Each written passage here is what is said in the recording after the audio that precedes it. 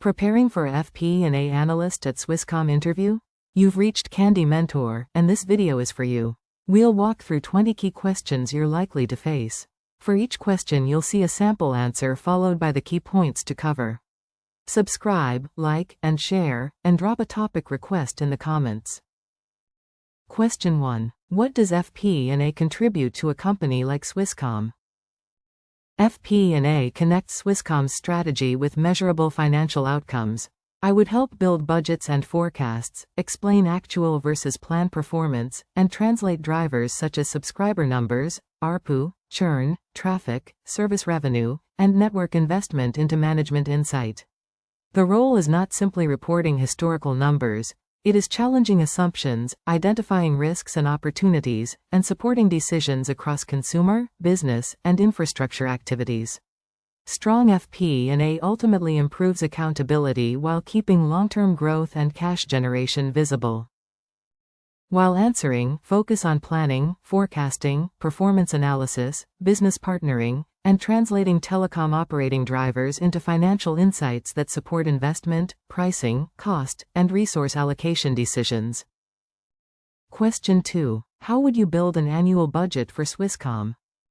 I would start with Swisscom's strategic priorities and financial targets, then build a driver-based budget by segment and function. Revenue would reflect customers, product mix, pricing, ARPU, churn, and usage, while costs would include personnel, suppliers, energy, network operations, and commercial spending. I would separately model CapEx, depreciation, cash flow, and headcount. After challenging assumptions with business owners, I would consolidate scenarios, reconcile them to corporate targets, document decisions, and establish monthly variance tracking. Make sure to cover strategic objectives, bottom-up operating assumptions, revenue and cost drivers, CapEx, headcount, stakeholder challenge, consolidation, scenario analysis, and governance over approvals and subsequent budget revisions. Question 3. How would you forecast Swisscom's revenue? I would forecast revenue by product and customer segment rather than applying a simple growth percentage. For consumer mobile, I would model the opening base, gross additions, churn, migrations, ARPU, promotions, and price increases. Broadband, TV, and business services would use their own volume and pricing drivers, while enterprise revenue would incorporate contract timing and pipeline conversion. I would include seasonality and one-off items, then compare the output with historical trends and commercial guidance before finalizing the forecast. In your answer, talk about customer volumes, gross adds, churn, ARPU, product mix, contract timing, price changes, enterprise pipeline, seasonality, and reconciliation between operational assumptions and reported revenue. Question 4. Which KPIs would you monitor for Swisscom's consumer business? I would monitor service revenue, subscriber additions, churn, ARPU, customer lifetime value, acquisition cost, product penetration, and retention by customer cohort. For broadband and TV, connections, net adds, speed or product mix, and bundled product adoption would be useful. Financially, I would track EBITDA, margin, operating costs, and cash contribution. The key is connecting metrics. For example, a promotional campaign may increase gross adds but reduce ARPU, so I would assess its full profitability and payback. Be sure to mention financial and operational measures, including subscriber growth, churn, ARPU, customer acquisition cost, retention, product penetration, service revenue, EBITDA, margin, and cash contribution. Question 5. Explain the difference between a budget, forecast, and long-range plan. A budget is the approved financial plan for a specific period and creates an accountability baseline. A forecast is management's current best estimate of what will happen, incorporating new information and often updated monthly or quarterly.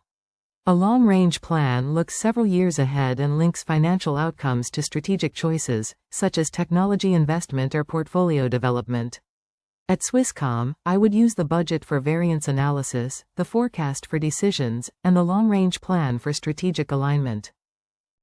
Focus on purpose, time horizon, update frequency, level of commitment, strategic assumptions, and how each tool supports performance management without treating them as interchangeable financial documents.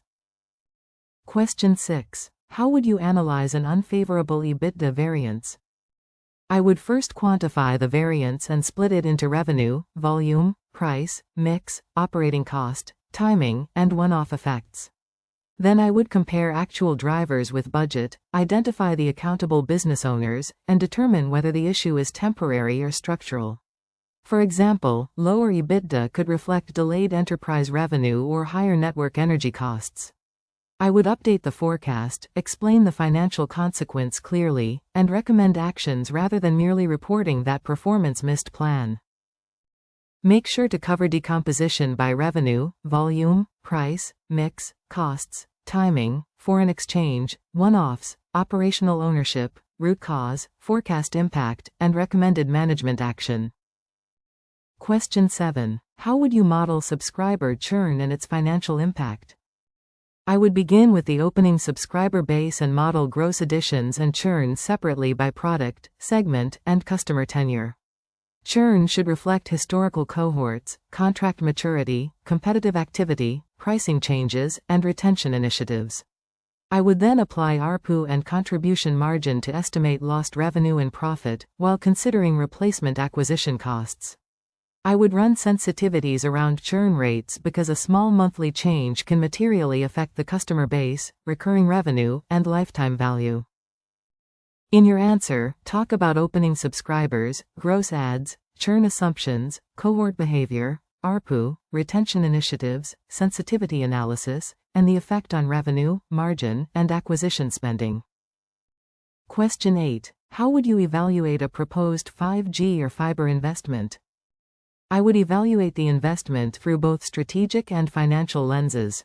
The model would estimate phased CapEx, operating costs, incremental connections, ARPU, enterprise opportunities, avoided costs, retention benefits, and timing of adoption. I would calculate NPV, IRR, payback, and cash flow impact using an appropriate discount rate, then test uptake, pricing, cost, and rollout sensitivities. I would also consider coverage obligations, competitive positioning, service quality, and execution risk, because a purely financial view could understate the investment's strategic value. Be sure to mention strategic rationale, coverage and capacity benefits, CapEx, OpEx, incremental revenue, customer retention, NPV, IRR, payback, sensitivities, and non-financial regulatory or competitive considerations. Question 9. How do you distinguish operating expenses from capital expenditures in FP&A? Operating expenses are generally consumed in the current period, while capital expenditures create or improve an asset that provides benefits over multiple periods. A network build, qualifying equipment, or certain development costs may be capitalized and depreciated. Maintenance, routine support, and recurring service costs are typically expensed. In FP&A, I would assess both profit and loss and cash effects, track CapEx separately, and confirm treatment with accounting, especially where project scope or capitalization judgments are complex. Focus on the accounting distinction, useful life benefits, capitalization criteria, depreciation, cash flow timing, budgeting implications, and the importance of partnering with accounting on judgmental or borderline items. Question 10. How would you forecast free cash flow for Swisscom? I would start with operating profit or EBITDA and bridge to cash by incorporating taxes, working capital movements, provisions, interest where relevant, and other non-cash items. I would forecast network and technology CapEx separately from discretionary investment, then consider lease payments and disposal proceeds. The model should reconcile income statement assumptions to balance sheet movements and include timing effects. I would compare cash conversion with history, identify liquidity risks, and show how operational decisions affect free cash flow. In your answer, cover EBITDA, taxes, working capital, CapEx, leases, provisions, interest, non-operating items, cash conversion, timing, and reconciliation to the income statement and balance sheet. Question 11. What is working capital, and which drivers matter for a telecom business? Working capital measures the funds tied up in short-term operating assets and liabilities, commonly receivables, inventory, and payables. For Swisscom, I would monitor billing and collection patterns, customer payment behavior, handset or equipment inventory, supplier terms, contract-related balances, and seasonal effects. I would forecast balances using operational ratios such as days sales outstanding and inventory turns, while investigating unusual movements. Strong working capital analysis helps distinguish genuine cash improvement from timing and prevents optimistic liquidity forecasts. Mention receivables, payables, inventory, contract-related balances, customer payment behavior, supplier terms, handset sales, seasonality, and how working capital affects liquidity and forecast accuracy. Question 12. How would you prepare a monthly management performance pack? I would begin by validating the source data, reconciliations, and reporting cutoff. The pack would open with a concise executive summary covering revenue, EBITDA, cash flow, key KPIs, forecast changes, and major risks. I would provide bridges from budget and prior year, explain operational drivers by segment, and highlight actions with owners and dates. For senior management, I would prioritize decision-relevant messages over excessive detail, while keeping supporting schedules available for review and auditability. Be sure to mention data integrity, executive summary, actual versus budget analysis, KPI trends, bridge explanations, forecast changes, risks, actions, segment views, and concise communication tailored to management needs. Question 13. Tell me about a time you found an error in a forecast or report. In one reporting cycle, I noticed that a cost center's forecast declined sharply despite stable headcount and supplier activity. I traced the issue to a formula referencing the wrong monthly range, quantified the impact, and informed my manager before distribution. I corrected the file, reran the checks, and explained the change to stakeholders without assigning blame. Afterwards, I added variance thresholds, cell protections, and a standardized review checklist, improving both accuracy and confidence in the reporting process. Focus on a specific example, control or analytical clue, root cause investigation, transparent escalation, correction, stakeholder communication, and the process improvement that prevented recurrence. Question 14. How would you handle a business stakeholder who challenges your forecast assumptions? I would first understand the stakeholder's commercial perspective and clarify which assumption they dispute. Then I would show the historical evidence, operational drivers, and calculation transparently, distinguishing facts from judgment.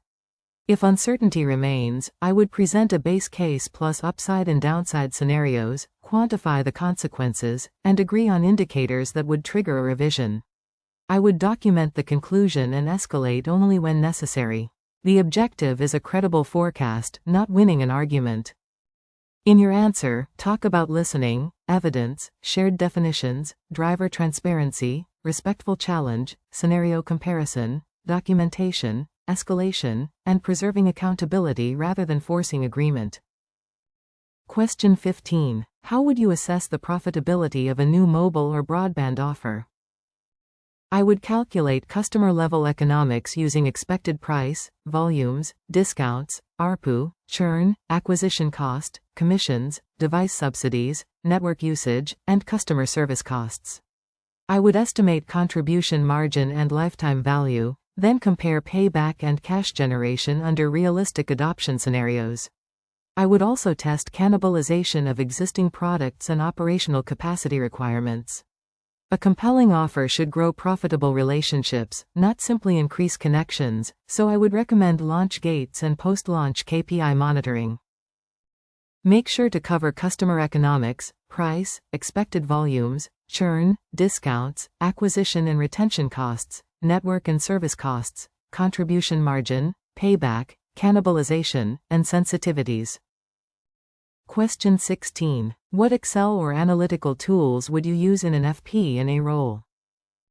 I would use Excel for flexible driver-based models, including structured assumptions, scenario switches, reconciliations, Power Query transformations, pivot tables, and sensitivity analysis. For recurring reporting, I would use planning or ERP data alongside a visualization tool to reduce manual work and improve transparency. I focus on model discipline, clear inputs, documented formulas, checks, version control, and protected outputs. The best tool is one that produces reliable insight efficiently and remains understandable to business users. Mention advanced Excel, structured models, Power Query or similar data preparation, pivot analysis, visualization, ERP or planning systems, automation, controls, and choosing tools based on reliability and user adoption. Question 17. How would you incorporate inflation and energy price risk into a Swisscom forecast? I would map exposure by cost category, supplier, contract term, consumption volume, and geographic or operational area. Energy and supplier cost assumptions would reflect contracted prices, expected renewals, consumption efficiency, and timing rather than a single blanket inflation rate. I would model base, downside, and mitigation cases, including procurement actions, product repricing, and efficiency measures. The output should show EBITDA and cash flow effects, identify early warning indicators, and clarify which risks are already reflected in the forecast. Focus on exposure mapping, supplier contracts, consumption drivers, timing, pass-through ability, hedging or mitigation assumptions, scenario analysis, margin impact, and monitoring leading indicators. Question 18. How would you explain a forecast miss caused by timing rather than performance? I would demonstrate the timing effect with a bridge showing the original expected month, actual recognition month, and full-year consequence.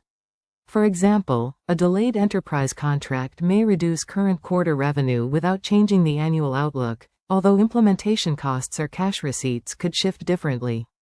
I would validate the explanation with commercial and accounting teams, update the forecast timing, and communicate both the temporary variance and any remaining execution risk clearly to management. Be sure to distinguish timing from permanent variance, reconcile monthly and full-year effects, provide evidence, explain cash or accounting consequences, and avoid labeling temporary movements as operational deterioration. Question 19. What would you do in your first 90 days as a Swisscom FP&A Analyst? During the first month, I would learn Swisscom's segments, products, key telecom drivers, reporting calendar, planning tools, and accounting interfaces. In the second month, I would shadow the forecast and month-end processes, validate KPI definitions, and meet major business partners. By the third month, I would own recurring analyses, identify a practical automation or control improvement, and provide a clear variance insight. My priority would be accuracy and responsiveness first, followed by gradually adding stronger commercial challenge. In your answer, cover learning the business model, reporting calendar, systems, stakeholders, KPI definitions, data sources, controls, quick wins, and building credibility through accurate, timely analysis. Question 20. Why do you want to join Swisscom as an FP&A analyst? Swisscom interests me because it combines a resilient, customer-focused business with significant technology and infrastructure investment. That creates an FP&A environment where analysis must connect recurring revenue, customer behavior, service quality, costs, CapEx, and cash flow. I would bring strong attention to detail, structured modeling, and the confidence to challenge assumptions constructively. I also value the opportunity to work with operational teams and turn financial analysis into decisions that improve performance and support Swisscom's long-term competitiveness. Focus on Swisscom's scale, technology-driven business model, recurring customer economics, investment intensity, Swiss market relevance, collaborative culture, and how your analytical and partnering strengths fit the role. If you are still with us, congratulations, you are much ahead of the rest and serious about preparing for your interview. We hope we were able to add value to your preparation and create some helpful content. Do not forget to like and share this video. Your small act can do great things for us.